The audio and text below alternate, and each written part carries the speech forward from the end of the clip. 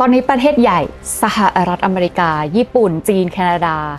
QE นะคะเขากำลังอัดฉีดเงินเข้าระบบไม่น้อยแบบมหาศาลเลยค่ะซึ่งตรงเนี้ยทำไมเราต้องรู้ด้วยว่าประเทศไหนจะอัดฉีดเงินจะพิมพ์เงินเท่าไหร่เราต้องรู้นะเพราะว่ายิ่งแต่ละประเทศโดยเฉพาะประเทศใหญ่อัดฉีดเงินเข้าระบบมากเท่าไหร่ค่าของเงินมันก็จะเสื่อมไปมากเท่านั้นไงคะเงินที่เราออกไปทำมาหากินเอาน้ำพักน้ำแรงเอาเวลาของเราไปแลกเป็นเงินมามันกำลังเสื่อมอำนาจในการจับจ่ายใช้สอยอยู่ค่ะทุกคน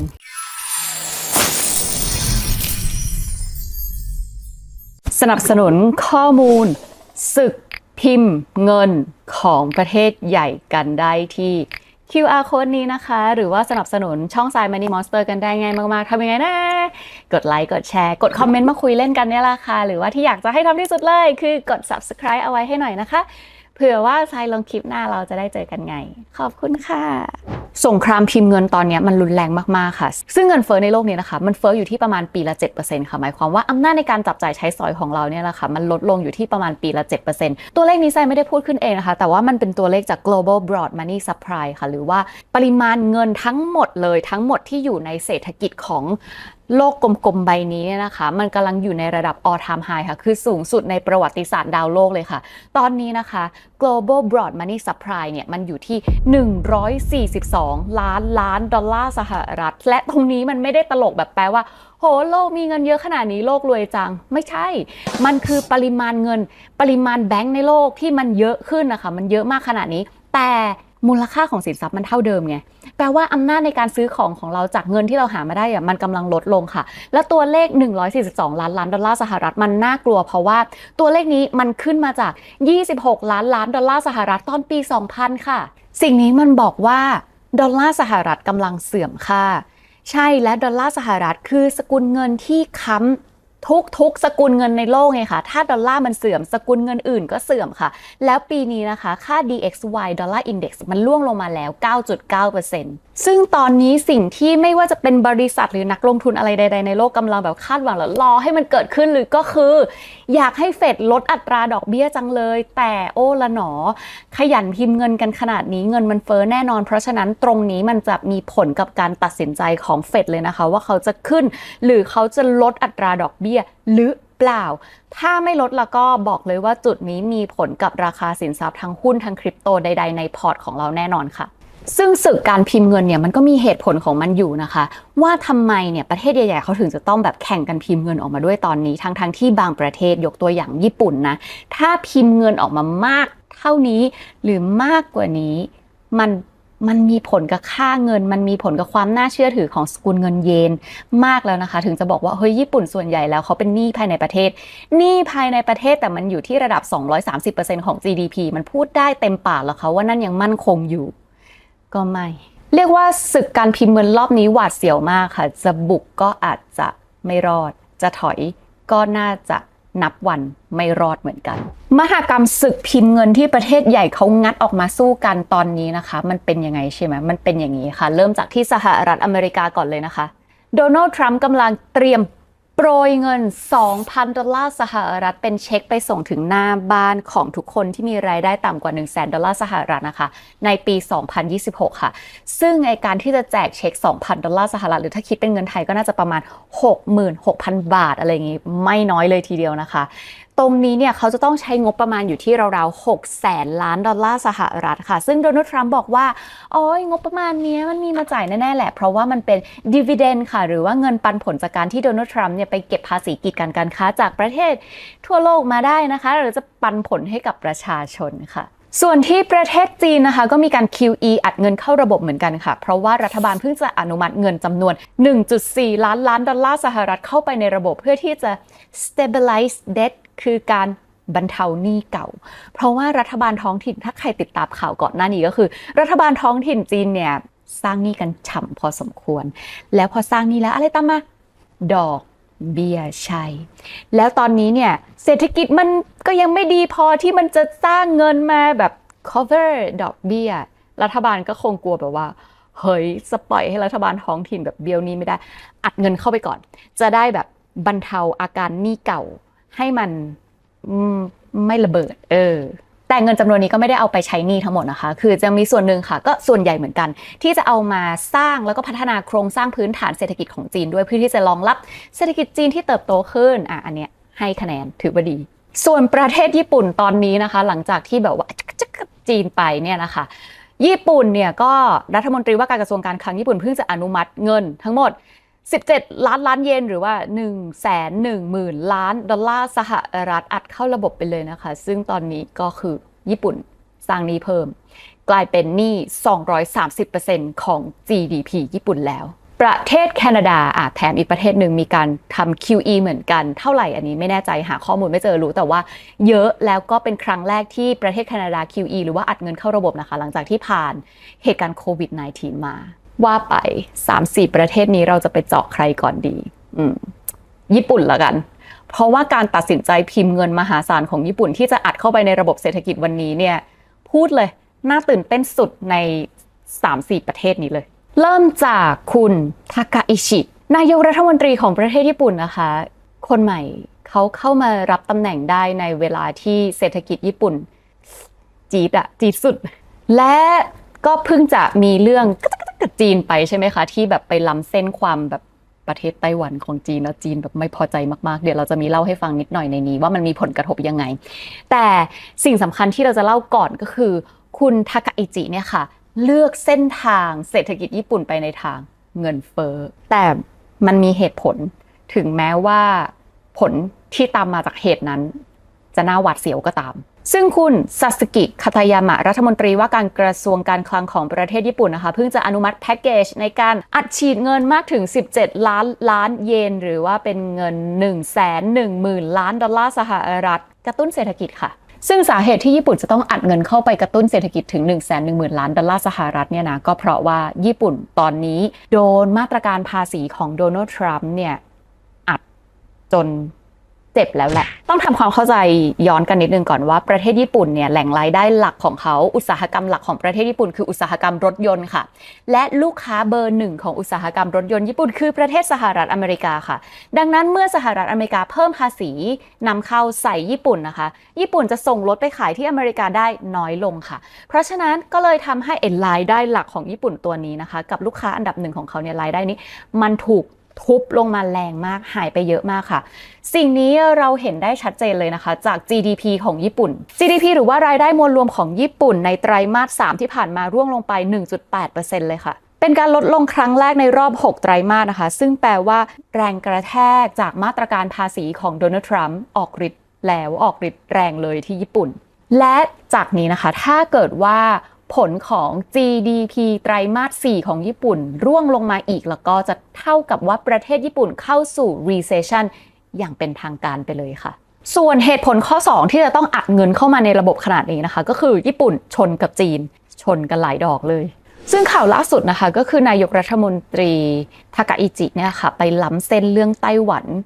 กับประเทศจีนและประเทศจีนคือโกรธจัดๆเลยนะคะก็มีมาตรการมาหลายอย่างค่ะแต่ว่าก่อนหน้านั้นเนี่ยคือญี่ปุ่นเองในการที่จะแข่งขันทางการค้ากับจีนเนี่ยเสีย market cap ให้จีนไปเยอะมากแล้วนะคะไม่ว่าจะเป็นฝั่งรถยนต์ EV จีนก็คือถูกชนะไปเลยและแถมตอนหลังๆคือดีด้วยหรือว่าสินค้าอิเล็กทรอนิกส์อะไรใดๆที่แบบญี่ปุ่นเคยเป็นเจ้าตลาดจีนก็มาแย่ง market cap ไปค่ะแล้วยังมาเรื่องที่ญี่ปุ่นไปล้ำเส้นเรื่องไต้หวันกับจีนอีกเนี่ยค่ะจีนเขาโกรธจัดจริงๆเลยนะคะจนกระทั่งประเทศจีนเนี่ยค่ะมีมาตรการบอกคนในประเทศตัวเองเลยนะคะว่าไม่ต้องไปเที่ยวเลยในญี่ปุ่นนะ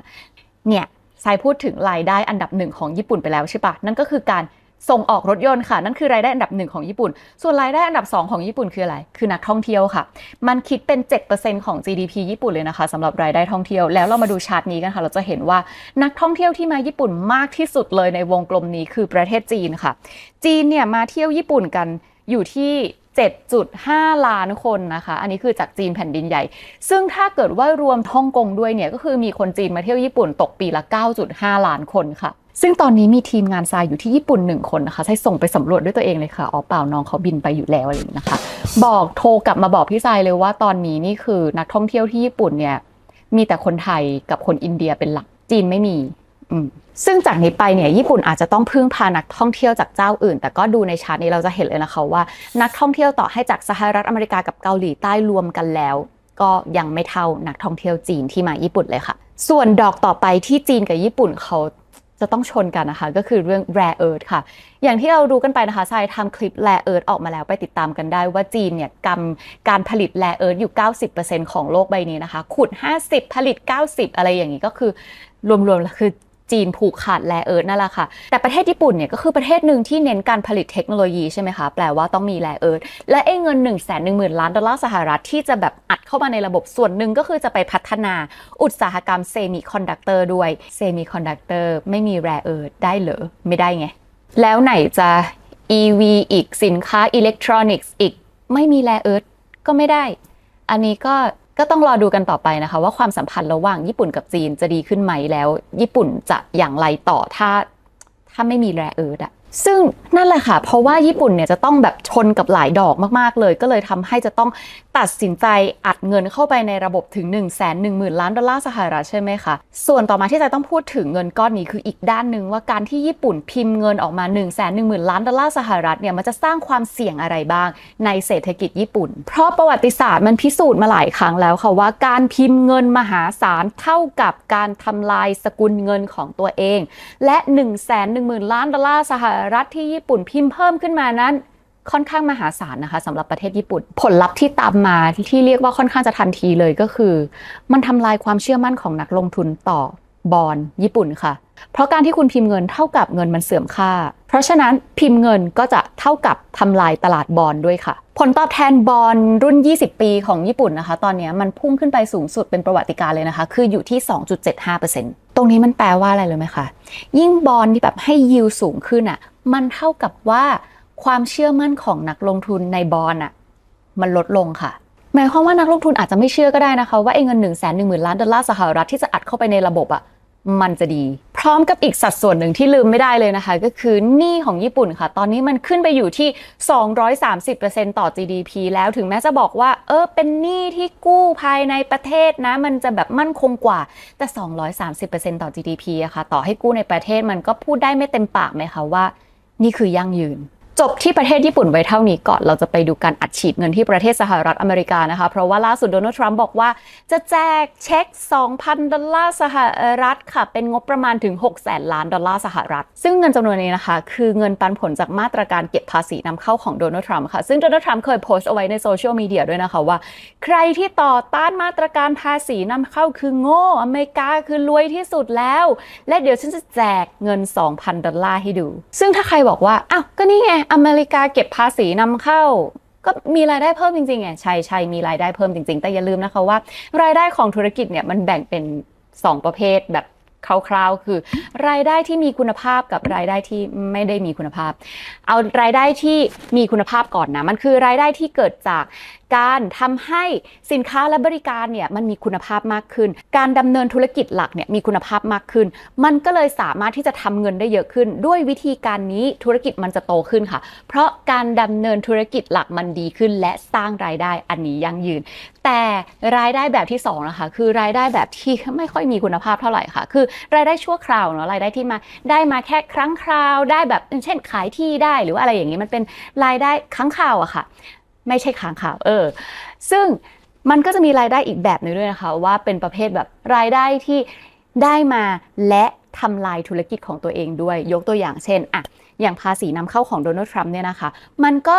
ดีค่ะมันก็มีรายได้เพิ่มนะคะแต่มันก็มีบางธุรกิจใช่ไหมคะที่เขาจำเป็นที่จะต้องนำเข้าทรัพยากรจากประเทศอื่นทีนี้ตามหลักการแล้วโดนัลด์ทรัมป์บอกว่าก็ประเทศอื่นต้องเป็นคนจ่ายภาษีใช่แต่ถ้าเกิดว่าเขาเป็นธุรกิจที่ไม่ได้มีอำนาจต่อรองอะไรมากมายขนาดนั้นล่ะค่ะแน่ใจเหรอเขาว่าเวลาที่เขาจะไปนำเข้าสินค้ามาแล้วประเทศที่เป็นซัพพลายเออร์จะยอมจ่ายภาษีเพิ่มขนาดนั้นเพื่อให้คนอเมริกาจ่ายเท่าเดิมบางทีมันก็ไม่ใช่ไงคะบางทีเนี่ยภาระภาษีมันก็จะต้องแบ่งกันหรือแม้แต่กระทั่งเป็นคนอเมริกาเองที่เป็นคนจ่ายค่ะและสิ่งที่มันจะตามมากับการแจกเงินนะคะอันนี้มันเป็นแบบทฤษฎีมาตรฐานการแจกเงินเลยค่ะว่าทุกๆครั้งที่มีการแจกเงินเกิดขึ้นนะคะสิ่งที่ตามมาคือเงินเฟ้อแน่แหละแต่จะเฟ้อสั้นหรือเฟ้อยาวอันนี้ก็ไม่มีใครตอบได้แต่ถามว่ากระตุ้นเศรษฐกิจได้ไหมกระตุ้นได้แน่นอนค่ะ ไม่ต้องห่วงเพราะว่าในการที่จะแจกเช็คออกไป 2,000 ดอลลาร์สหรัฐนะคะแล้วลองคิดสภาพตัวเราเองก็ได้ค่ะสมมติว่าวันดีคืนดีมีเช็ค 2,000 ดอลลาร์มาวางไว้ในตู้ไปรษณีย์หน้าบ้านนะคะซึ่งไอ้ 2,000 ดอลลาร์เนี่ยมันก็จะมีค่าประมาณ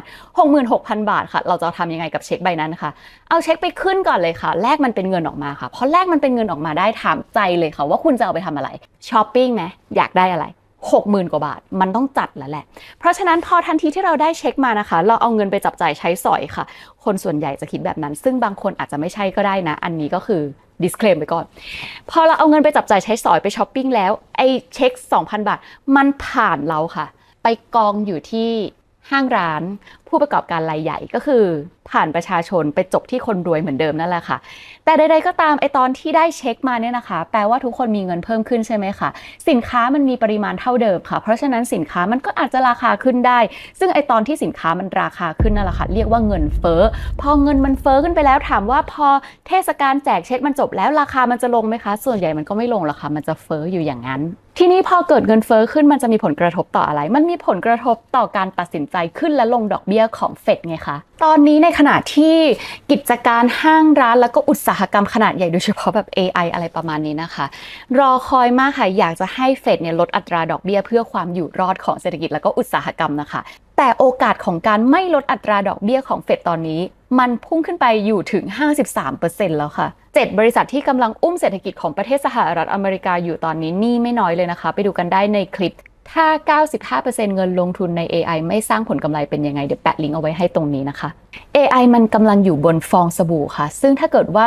เฟดตัดสินใจที่จะไม่ลดอัตราดอกเบี้ยเนี่ยอาจจะกลายเป็นหนึ่งในทริกเกอร์ที่ไปเจาะฟองสบู่ของ AI ให้มันแตกก็มีความเป็นไปได้ค่ะนี่ยังไม่รวมว่าประเทศสหรัฐอเมริกาตอนนี้เนี่ยออกหนี้ใหม่อยู่ปีละประมาณ 1.9 ล้านดอลลาร์สหรัฐนะคะส่วนงบประมาณรัฐบาลของสหรัฐอเมริกาติดลบอยู่ 6% กว่าหรือว่า 1.8 ล้านดอลลาร์สหรัฐกับหนี้ก้อนมาคือมาที่ก็ไม่รู้เหมือนกันนะคะว่าจะคืนกันยังไงกับ37ล้านดอลลาร์สหรัฐส่วนที่ประเทศจีนอัดเงินเยอะกว่าใครเพื่อนเลยนะคะตอนนี้อัดถึง 1.4 ล้านดอลลาร์สหรัฐถามว่าอัดเข้ามาทำไมอย่างแรกเลยนะคะอัดมาเพื่อที่จะทำให้สภาวะปัญหาหนี้ของประเทศจีนเนี่ยมันบรรเทาลงสักหน่อยเพราะอย่างที่บอกไปว่ารัฐบาลท้องถิ่นจีนก่อนหน้านี้สร้างหนี้กันเอาไว้เยอะมากเลยทีเดียวและหนี้มันตามมาพร้อมกับดอกเบี้ยค่ะและเศรษฐกิจของจีนเนี่ยถ้าไม่รวมพวกบริษัทเทคโนโลยีอะไรใดๆนะคะมันก็ยังไม่ได้สามารถที่จะสร้างเงินสร้างผลกำไรออกมาเพื่อจะ cover ดอกเบี้ยเก่าได้ขนาดนั้นค่ะเพราะฉะนั้นหนี้ยังอยู่แต่รัฐบาล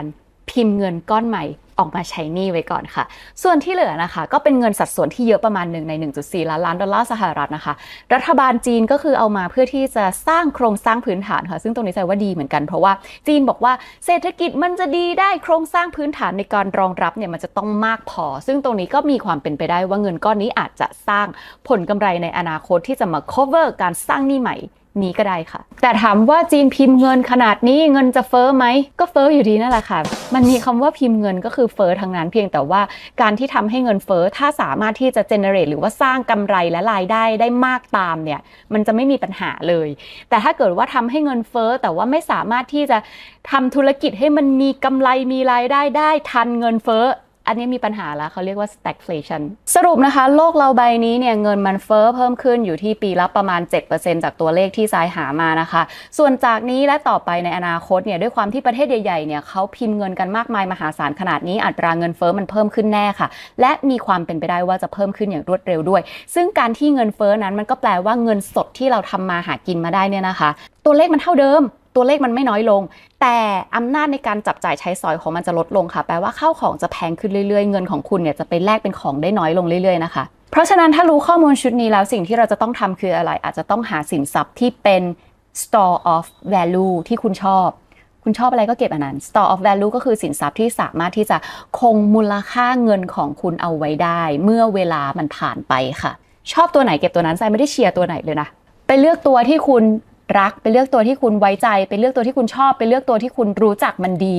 แต่อย่านั่งอยู่เฉยๆแล้วรอให้เงินที่คุณแบบใช้น้ำพักน้ำแรงแลกมันมาเสื่อมค่าไปเรื่อยๆเพราะสงครามพิมพ์เงินค่ะ